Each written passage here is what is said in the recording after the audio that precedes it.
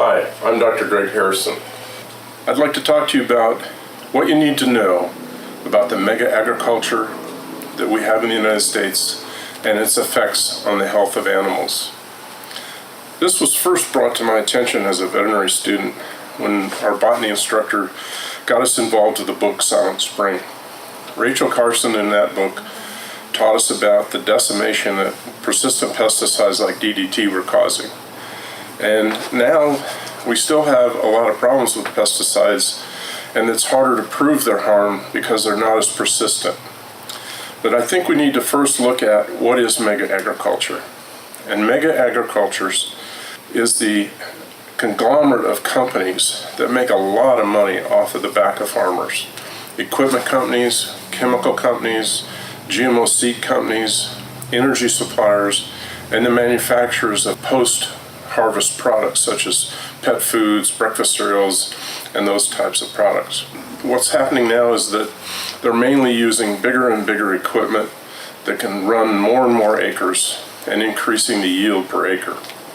The effects of mega agriculture are showing up on the environment because first of all they have to level that land and make it flat so that they can run that huge equipment for long distances and not have to turn them around.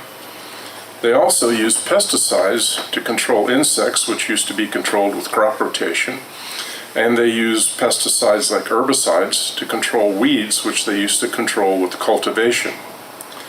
Well, the easiest thing to measure is the effect of pesticides on ducks, and there has been a 40% reduction in the duck population in the Midwest because of loss of food sources and nesting. This duck information comes because hunters really care about ducks, and they've been banding and following duck populations for a long period of time. And what they found is, first of all, they've drained habitats to get more farmland, but what happens is that magnifies these effects because the water that used to be held in those areas is now going to other areas and taking with it the chemicals off of that newly farmed land. And those chemicals are killing the food source of baby ducks. And that's usually in the springtime when those chemicals are used. What we see with these pesticides, not only are they harming ducks, but they're flowing down the Mississippi and they're creating a huge dead zone in the Gulf of Mexico. Much of this information is documented by Michael Pollan in his book, The Omnivore's Dilemma, where he states that monstrous agriculture is destroying farmland, aquifers, wells, rivers, and oceans due to runoff of nitrogen from liquid ammonia, insecticides, herbicides like glyphosate and atrazine, and fungicides. Many of these pesticides are increasing in their use because of GMOs. GMOs are genetically modified crops that are resistant to certain pesticides. For example, GMO Roundup Ready corn used to be killed by Roundup, but now by inserting certain genes into corn, the corn is resistant to glyphosate. But the weeds aren't resistant, although they are getting resistant, increasing the need for more and more glyphosate use all the time. And this is the dilemma. In the United States, we have to prove harm for chemicals, which much more logical in Europe, they have to prove safety.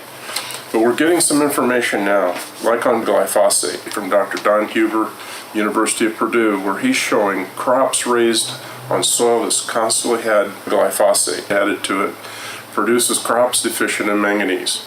Manganese deficient crops fed to animals produce manganese deficient animals, which are now showing spontaneous abortion, lack of fertility, and immune suppression. The answer to this is certified organic. If it's not on the label, it's not certified. So the USDA organic seal needs to be there, and that means that the USDA rules carried out by third parties to inspect the organic chain supply have been implemented. Next, you want to purchase organic foods. Use your dollars to encourage the organic industry to grow and help protect our environment. One of the things is to stop feeding wild bird seeds raised in this area that's decimating the baby ducks, so buy organic wild bird seeds. Encourage things like the organic use on golf courses, the Audubon certified golf course.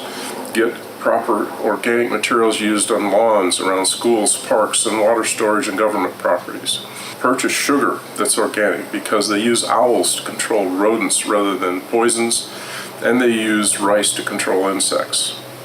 When you purchase organic foods, be sure and read the label. And in the president's panel, he says that we have enough information now to show that there is a link between cancer and endocrine diseases and these various pesticides, and we can't wait any longer to prove all the harm, but we know they're not safe.